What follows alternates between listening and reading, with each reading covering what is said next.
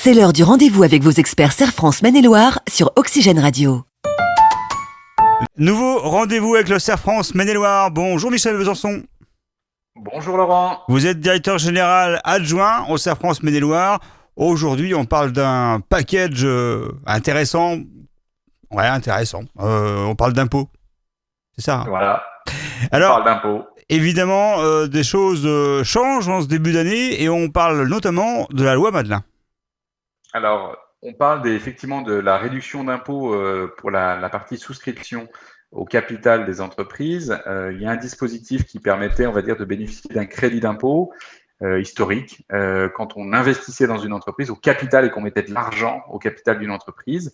Un actionnaire, un porteur de, on va dire, de parts pouvait déduire la valeur de 18% dans le cadre de sa souscription, ce qui lui faisait une réduction d'impôt. Il prenait un risque et il avait le droit à un taux de 18% de crédit d'impôt. C'est moins le cas ? Avec quelques Comment ? C'est moins le cas maintenant ? Alors, c'est plus le cas. Là, vous parliez à l'imparfait. Donc, ouais. On passe à 25%. Le dispositif a été renforcé au moment de la crise pour favoriser, on va dire, l'activité économique. Donc, depuis le 10 août, on pouvait toujours faire ce dispositif-là et bénéficier non pas d'un taux de 18, mais d'un taux de 25%. Et ça devait s'arrêter au 31 décembre 2020. Bonne nouvelle pour ceux qui seraient intéressés à investir dans les entreprises et bénéficier de cette réduction d'impôts, eh bien, c'est une prorogation du dispositif jusqu'au 31/12/2021 qui est prévue, mais avec une réserve qui est celle de l'approbation de la Commission européenne, puisque on est soumis à certaines obligations d'équité fiscale entre les États membres, et donc normalement, on espère que ce soit validé, mais normalement, le taux de 25% devrait être maintenu. Ça, c'est en aparté, mais j'ai l'impression que beaucoup de choses sont en attente de validation de la Commission européenne. Et oui, parce que si on analyse la situation fiscale, on a des obligations de dépendance entre les États pour qu'on n'ait pas de concurrence fiscale. C'est un grand sujet. Et donc, quand on est sur des aides directes de l'État en faveur des entreprises, il est nécessaire qu'il y ait une forme de validation de l'administration européenne, justement pour éviter ces travers. On reste dans l'imposition, on parle de l'immobilier, ça bouge aussi. Alors, au niveau de la réduction d'impôts et de crédit d'impôt d'une manière générale, on avait un dispositif qui s'appelait le Pinel, qui permet de réaliser des investissements immobiliers avec une carotte fiscale, on peut l'indiquer comme tel. Et donc, cette carotte fiscale, elle permet de soutenir le milieu du bâtiment d'une manière générale et le bâtiment dans la construction. On sait qu'on est toujours en manque de logement et si on prend notre secteur, je ne vais pas faire une analyse de la situation, on va dire, du logement, par exemple à Angers, qui est la plus grande ville du département, mais prenons cet exemple-là, il y a encore 5-6 ans, on était encore sur un nombre de logements presque excédentaire et puis on s'aperçoit en ce moment qu'on est plutôt sur un manque de logements.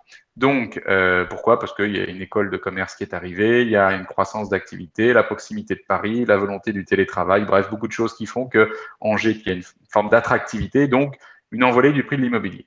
Mais ce dispositif, effectivement, Pinel, qui devait s'arrêter, sera prolongé au niveau des investissements réalisés jusque fin 2024, alors que le dispositif devait s'arrêter très prochainement. Et donc, le dispositif est prolongé jusqu'en 2024, mais il sera moins intéressant en 2023 et en 2024.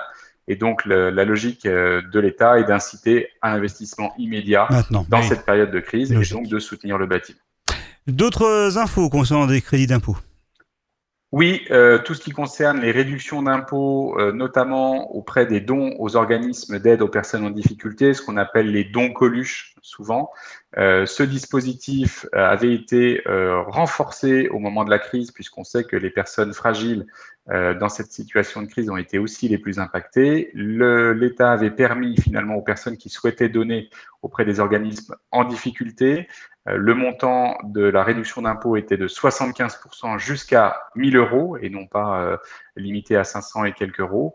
Et donc, ce dispositif est aussi prolongé pour l'imposition des revenus 2021. Il ne s'arrêtera pas en 2020, il est prolongé aussi en 2021 et c'est là aussi une bonne nouvelle à la fois pour ceux qui veulent donner et ceux qui reçoivent.